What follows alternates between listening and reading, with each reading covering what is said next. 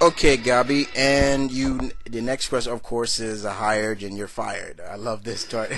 Okay, um, it's a game he plays with me. Um, what Gabi does is Blue Goblin. I tell you about him. Yeah, Edward. That's his real name. He has a game, and we play it. Yeah, it's like a wrestling question. Yeah. Alright, he says, sorry, that was Hope. She was talking to me. You can't really hear her, guys, because her voice is so sore, but she's saying it real quiet. She said, Gabi, excuse me. Gabi says to me, okay, OSW has just completed a tour of house shows, and two wrestlers who did guest appearance from Ring of Honor made such an impression on you that you decided that one of them needs to work for you. It's either Roderick Strong or Kenny King. Who gets the spot? Wow. Man, I like these guys both. I think they're very good, very talented, very. This one, Gabi,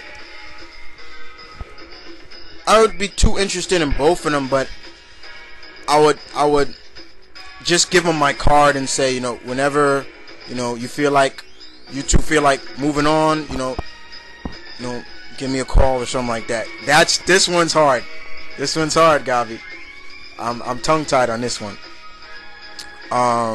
Now you notice that two guys didn't cut in for you at all on the tour, and you need to let one of them go. And it's it's two old geezers, Scott Hall and Kevin Nash. Who gets the fire? Oh boy. Scott Hall. I gotta go with Scott. I go with the drunk. The drunk, get out of here. The drunk has to go. One thing I say about Kevin Nash, he can cut a promo. He can definitely cut promos, and so definitely would give it to him. Have you ever seen the promo he did with when he was the parody the NWO did with the Four Horsemen, where he was supposed to be Arn Anderson, and he's talking about spots. My spot, not a liver spot, not a dog spot, my spot. That was so funny. Definitely would go with I would keep Kevin Nash, but Scott Hall's gonna get the cut. But if I cut him, Kevin Nash is gonna probably leave anyway. Okay.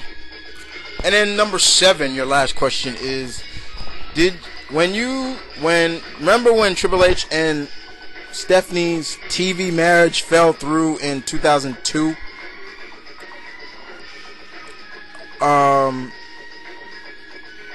Okay, I remember it because I don't feel it was very well written.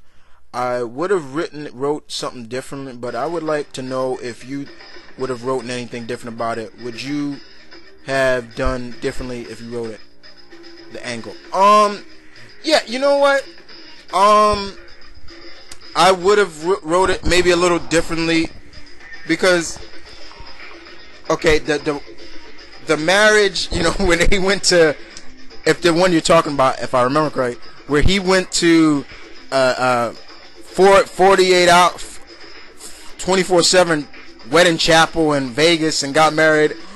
It was like, okay, how dense is this woman? Stephanie supposedly knocked out on the next seat, and that was stupid. And then you find out that Stephanie was always into the marriage.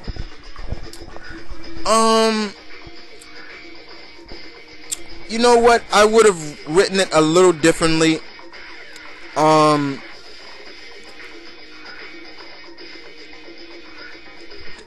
I would have made it basically, the way I would have done it was not Triple H should have done something.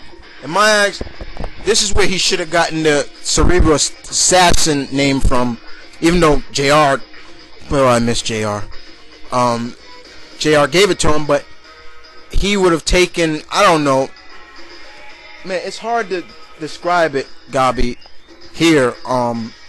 But I would have done something like, if you don't marry me, or something like, I'm gonna do something to your family. You'll show that way of saying, I'll do anything to get to the top. Brutality. It was kind of badly written, Gabi. I will agree, very badly written. In some ways, but you know, that woman at the chapel, and when Triple H said, and do you, Stephanie McMahon, take Hunter Hearst Helmsley as your, and then Triple H, yes, she does, yes, I do. I'm like, what? Are you kidding me? Come on. That made no sense.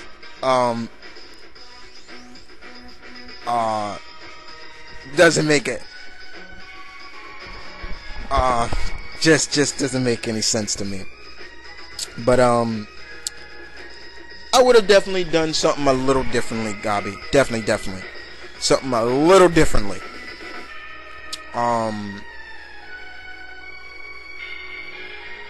Definitely. A little differently. But thanks again, Gabi, for the questions. Definitely thank you. Once again, a short list this time. People, you know, a lot of people have been coming to me apologizing. Sorry, kid, I didn't get any questions. I had work or school. Let me tell you something, guys. I totally understand, you know, and you know, don't worry about it. You know, I understand school and work and things like that. I do it myself, you know, and I'm not gonna sit here and say I make time. No. And if that, you know, if you ever feel like if I don't get enough questions, then I will put a hiatus on Q&A for a while, and basically wait till I get enough questions that I want to answer, and then, you know, give it out to you. But you guys have nothing to be ashamed about, you know, got nothing to apologize for, you know. We're all working and people going to school and things like that, you know, no problem, you know. Because if Q&A ends, then, you know, if I can put Q&A on hiatus for a while, you know, it's cool, you know. For, you know, that's what a lot of my other friends are doing. They're waiting for more questions to come before they give out their questions. So I got no problem with that, you know. So other than that, you know, guys, other than that, you know, thank you for the questions that I did get. Thank you for the newcomers that asked me some questions. Thank you for the regulars like Blue Goblin and Lady G and Respect and people like that. Thank you for that. But also, guys, I'm gonna also, like I said, hope you guys enjoyed the teaser trailer from Marvel vs. Capcom 3. I will give you my take on who I want some of the characters to be. We know there's going to be 30 so far. I'm going to give you my take on that. But other than that, this is Mount Vernon Kid saying peace, one love, stay tuned. Q&A is out, and that's a wrap.